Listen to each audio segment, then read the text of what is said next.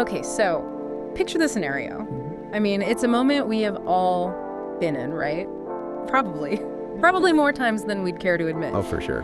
You're in a conversation, maybe it's a high-stakes meeting or, a dinner party with people you want to impress. Or even just a debate with a friend. Exactly. And the conversation swings your way, someone looks you dead in the eye, asks a really specific question, and honestly, You've got nothing. the script is blank, total static. It's the universal nightmare. The spotlight is on you, and there's just nothing on the teleprompter. Right. Now, in a purely logical world, you would just say, I don't know, simple, factual, honest, but we don't live in a logical world, do we? We definitely don't. Yeah. We live in a world where that silence, that pause, it feels dangerous. So instead of owning the silence, you do the thing. You nod slowly, you furrow your brow a bit, look pensive. Oh yeah, the pensive look? You give a vague word salad answer that sounds sort of adjacent to the topic. You play the role. You're not trying to scam anyone, but you don't want to be the one person who doesn't get it. It's a defense mechanism. It has to be. We've been conditioned to believe that knowing is power, and not knowing, well, that's a defect, a bug in the system. But today, we're going to try and flip that script. We're looking at a stack of research that explores this specific behavior, this terrified faking through the lens of Stoic philosophy. And here's the twist. If the Stoics were in that boardroom with you, they wouldn't ask, what do you know? No, they'd ask a much, much more uncomfortable question. What are you pretending to know? Oof, what are you pretending to know? That hits a nerve. It sounds almost accusatory. I think it's meant to be, designed to pierce the performance. So that's our mission for this deep dive. We're going to explore why we are so terrified of those three little words, I don't know. And look at the psychological roots, the systemic traps that kind of force us to lie. And then the practical Stoic strategies to stop performing and maybe, start actually thinking. And ultimately, how to get our internal freedom back. Because as we'll see, this isn't just about looking smart. It's about the sheer exhaustion of living a lie. Let's start with the why then. Why are we so scared? The source material we have identifies several roots of this fear. The first one is the fear of status loss. Is it really that simple, just wanting to be the alpha in the room? Well, it's deeper than just ego. In adult spaces, especially professional ones, knowledge acts as a literal ranking system. A ranking system. Think about a corporate meeting. The person with the data, the one with the quick answer, they are perceived as being on top. Right. Knowledge is leverage. Exactly. So if you admit ignorance, it's not heard as a neutral fact like, I haven't read that report yet. It's heard as a submission. It sounds like, I am beneath you.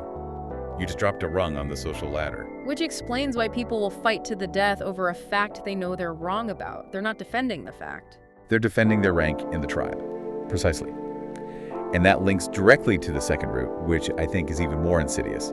Identity fusion. Identity fusion. Okay, break that down for us. This is where things get really messy psychologically. We tend to confuse what we know with who we are. For a lot of high performers, and I suspect a lot of our listeners, self-worth is just tied to their internal database of facts.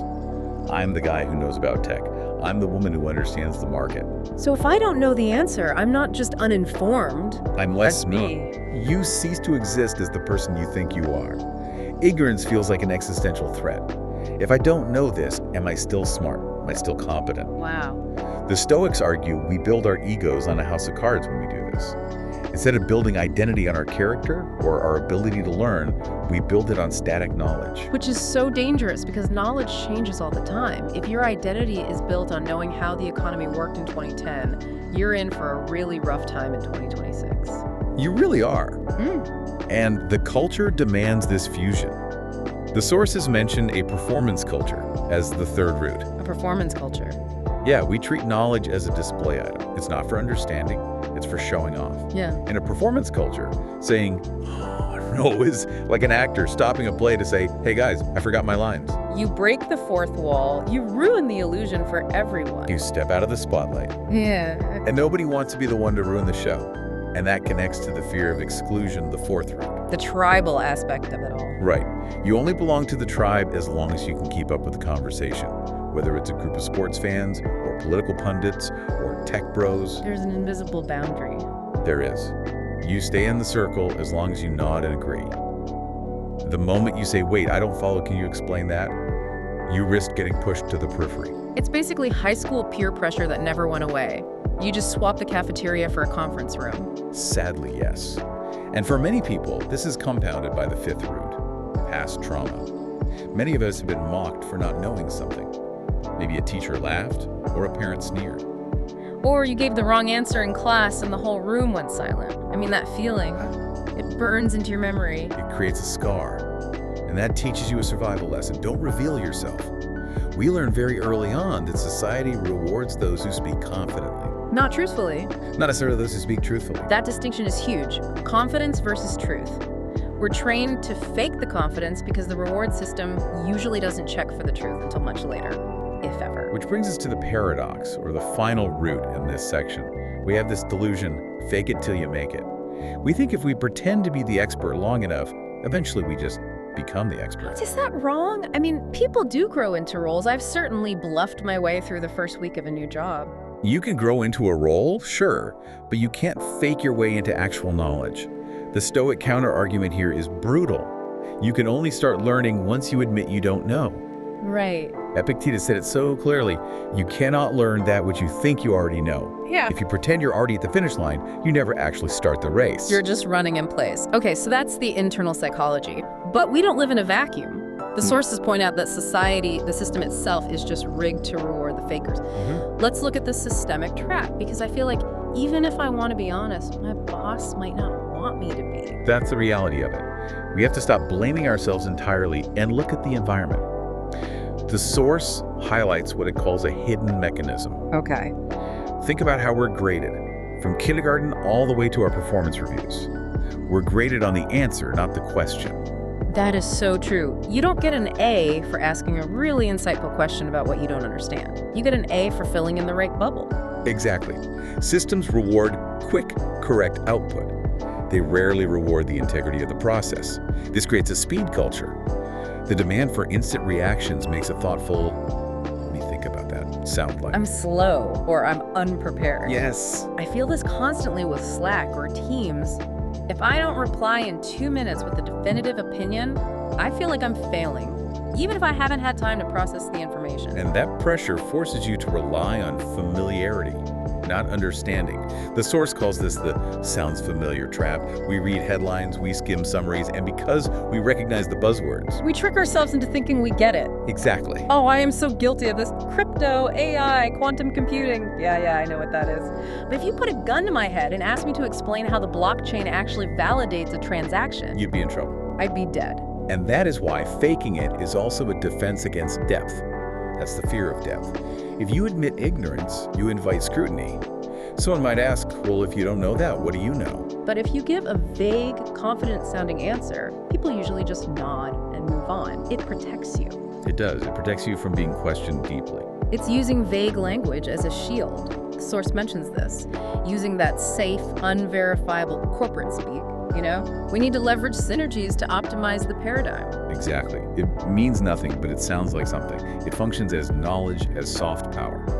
Holding the floor with information, even bad information, is a dominance tactic. And admitting ignorance is seen as surrendering that power. Right. And society reinforces all this with what the sources call socialized shame. Socialized shame. It's the subtle stuff, a raised eyebrow, a smirk, a slight pause when you ask a basic question.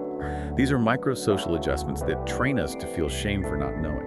We aren't born thinking ignorance is bad. We're trained to think it's embarrassing. And this creates a vicious cycle, doesn't it? The most dangerous loop. The more we fake it, the less we actually learn because we are too busy performing. And the less we learn, the more we have to fake it to keep up. It just spirals until we lose touch with reality. That's sub-exhausting.